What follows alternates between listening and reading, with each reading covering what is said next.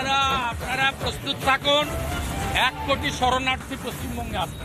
আমি পশ্চিমবঙ্গের মুখ্যমন্ত্রী রাজ্যপালকে বলবো অবিলম্বে ভারত সরকারের সঙ্গে কথা বলুন, কারণ সিএতে পরিষ্কার আছে ধর্মীয় উৎপীড়নের কারণে যদি কাউকে মার খেয়ে আসতে হয় আমাদের দেশ দেবে।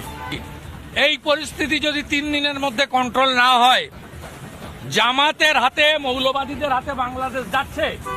1 কোটির বেশি হিন্দু শরণার্থীকে নেওয়ার জন্য সবাই মানসিক প্রস্তুতি নেন।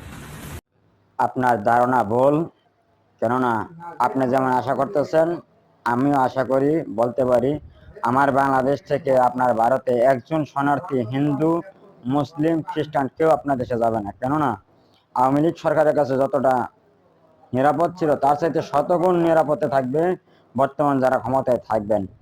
এতে কোনো সন্দেহ নাই, আপনার চিন্তা ভাবনার কোনো কারণই নাই যে আপনার দেশে শরণার্থী ঢুকবে।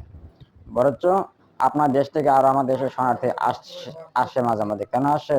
আপনারা বিভিন্ন জায়গায় মুসলমানদের জুলুম করেন এবং হত্যা করেছেন। যাক, এগুলা কি বলবো বলার নেই।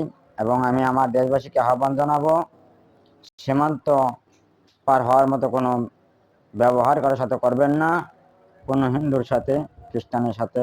আমার দেশে প্রতিটা নাগরিক আছে নিরাপদ থাকবে, এটাই আমার আশা।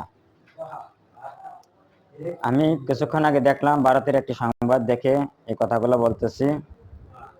তো আপনারা আপনাদের প্রতিবেশী হিসাবে শুধু নয়, তাদেরকে ভাই মনে করবেন। হিন্দু খ্রিস্টান যারা আছে দেশে সংখ্যালঘু, তাদেরকে ভাই মনে করে তাদেরকে নিরাপদ আশ্রয় দিবেন, যেহেতু তার ধারণা সম্পন্ন মিথ্যে প্রমাণিত হয়।